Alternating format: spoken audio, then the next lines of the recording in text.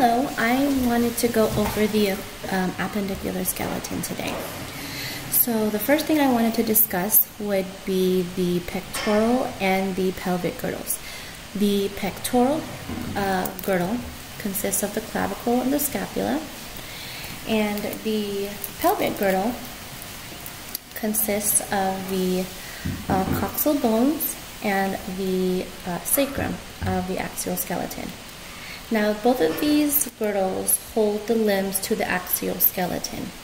The pectoral girdle holds the limbs to the axial skeleton by way of the sternoclavicular joint, where the clavicle and the sternum meet. And the pelvic girdle, the sacroiliac joint is where the ilium would connect to the sacrum of the axial skeleton. So these joints help the limbs hold on to or be connected to the axial skeleton.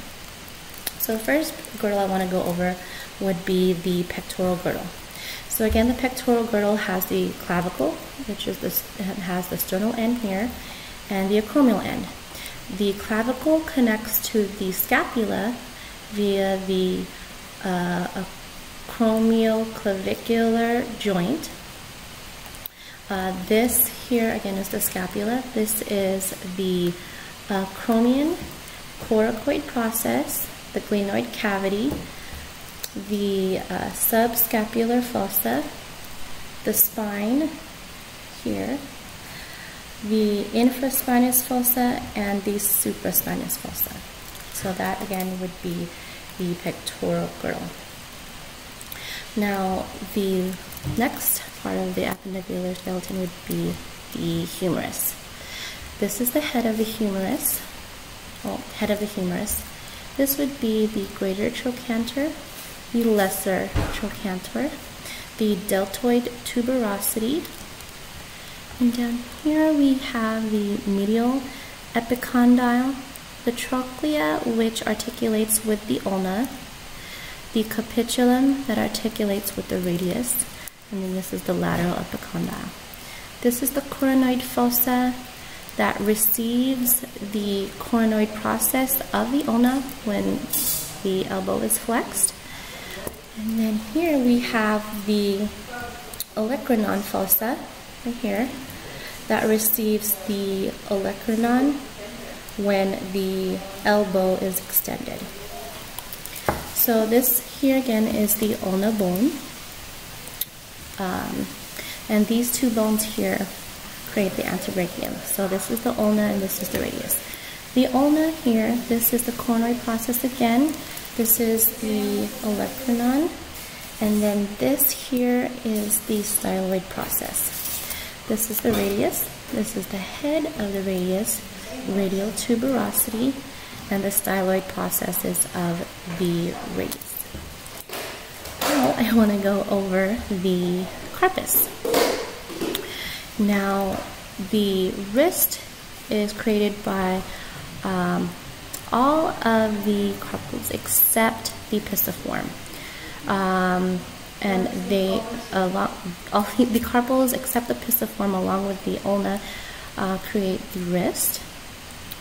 And so the proximal row here, this would be the scaphoid, lunate, triquetrum, pisiform, the trapezium, trapezoid, capitate, and then hamate.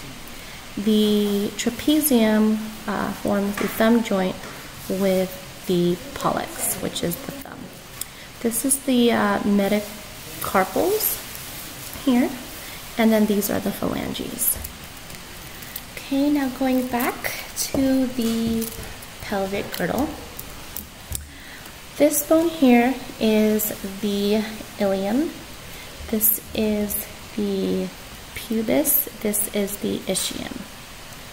I don't know if you can see here, but this is the approximate borders of where these three bones fuse together to create the coxal bone. Okay. And some things that I wanted to point out would be the acetabulum here, the pubic symphysis, the obturator foramen. This would be the iliac crest, the anterior superior iliac spine, and we have the iliac fossa, the greater sciatic notch, the ischial spine, and the ischial tuberosity. Okay.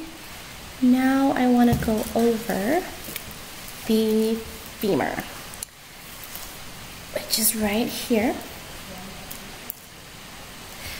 This is the head, the greater trochanter, the lesser trochanter, and then here, if you could see, this would be the patella, this would be the medial epicondyle, lateral epicondyle, and then here we would see the medial condyle and the lateral condyle. And then just above the medial epicondyle would be the adductor tubercle. Now this is the tibia bone here. This is the medial and lateral condyles, the tibial tuberosity. Then here is the medial malleolus, right here.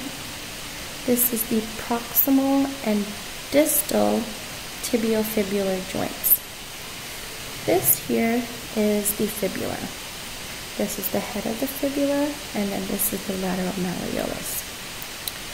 Next, I want to go over the tarsus. So this bone here is the talus. Oops. This bone here is the talus that articulates with the tibia and the fibula as well as the calcaneus. So again, this is the calcaneus. This is, trying to get this here, the cuboid, the lateral cuneiform, intermediate cuneiform, and the medial cuneiform. Then right here is the navicular. These are the metatarsus, these are the phalanges, and this, the big toe, is the hallux. So that concludes my review over the appendicular skeleton. Hope you enjoyed.